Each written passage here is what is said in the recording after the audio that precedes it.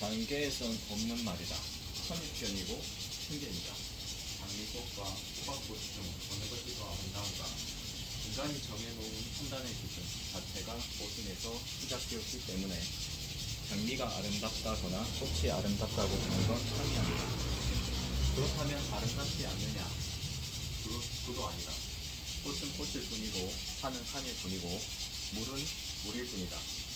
거창하게 우주가 어쩌고 본성이 저쩌고 하는 본문으로 해석할 수도 있지만 까놓고 얘기하자면 작기하지 말고 그냥 생긴 대로 살아라는 거다. 당연히 추한 것도 추한 것이 아니다. 꽃은 식물과 벌, 나비 사이의 생존을 위한 소통 수단일 뿐이다. 있는 그대로가 존재의 명사이고 팩트만이 참 동사일 뿐이다. 이렇게 형용사가 생기고부터 인간은 있는 그대로 혹은 보이는 그대로로 사물과 현상을 볼 수 없게 되어버렸다.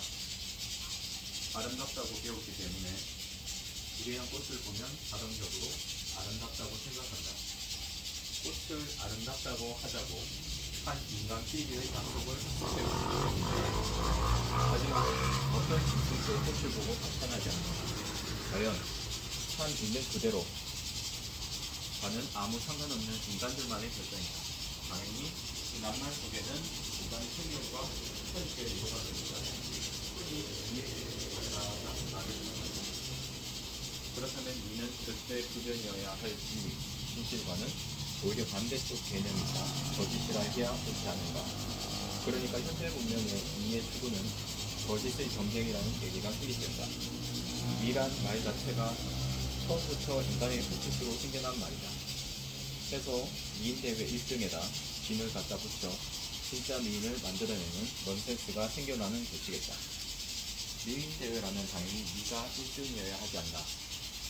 고프다, 무섭다, 위험하다, 피하자, 뛰자 등 생존에 필요한 용어들과는 달리 애처롭다, 슬프다, 쓸쓸하다, 우울하다, 옳다, 그러다, 착하다, 나쁘다, 밉다, 곱다 등의 표현들은 인간의 의식이 만들어낸 자연계에선 존재하지 않는 단어들이다. 생존 용어랑 굳이 그것이 없어도 또 배우지 않아도 직감적으로 느낄 수 있는 그런 상태를 표현한 말이다. 그렇지만 문화, 철학, 정서, 지성이나 지성이니 하는 영역에 속한 말들은 모두 인간이 조작해낸 것들이다. 이것들은 모두 학습과 전승을 통해 교육된 선입견이다. 이 선입된 편견을 붙들고는 영원히 윤회를 하며 억만년을 가부잡히고 앉았어도 산에 이르지 못할 것은 불문가지겠다. 그런 편견이나마 언어로 전할 때 영성시대에는 그 폐단이 심하지 않았으나 문자로 전하면서는 온갖 오해와 억측이 둘러붙어 점점 부풀려져 갔다. 왜냐하면 말은 직접 사람 대 사람끼리 전해야 하기 때문에 그 진정성까지도 묻어 가지만 글자는 대면이 없어 그 진심까지 전하기는 어렵고 껍데기만 전해질 가능성이 크기 때문이다. 그 빈틈에 다시 자기 편견을 또 보탤 수가 있게 된다. 수천 년 동안 경전을 붙들고 끊임없이 재해석을 하는 것도 그 때문이다. 해서 성인의 말씀은 점점 난해하고 위대해지는 것이다. 결국 참선이라 하든 명상이라 하든 수행, 정신 수양이란 무엇보다 이 잡념, 형용사와의 싸움에서 이겨내야 하고 다시 편견과 선입견을 떨어내는 과정을 거쳐야 비로소 참지혜를 얻게 되겠다. 그러나 현실에선 오히려 선배들이 만들어 놓은 더없이 많은 언어, 문자의 늪에 빠져 어적거리다 미쳐버리고 있으다.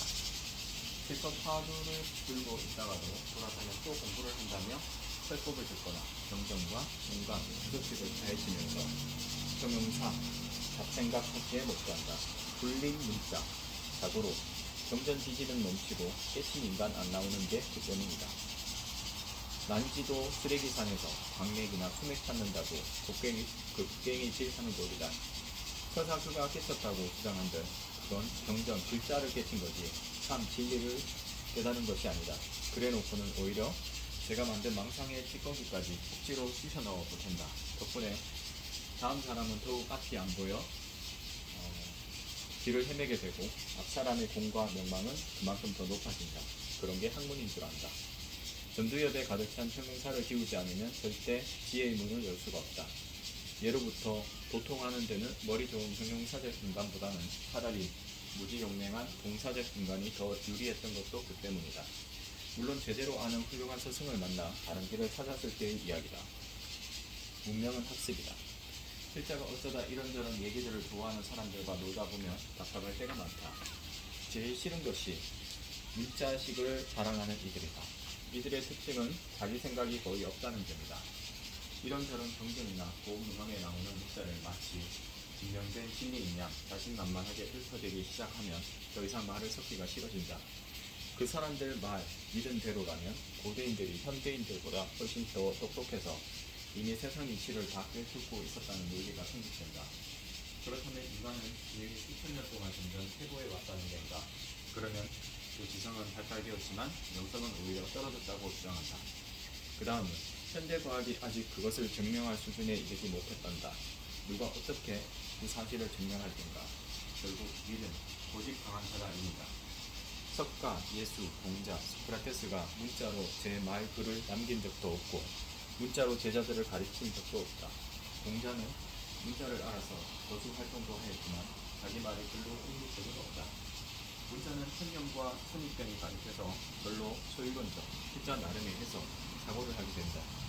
문자는 기호이면서 개념의 틀이다.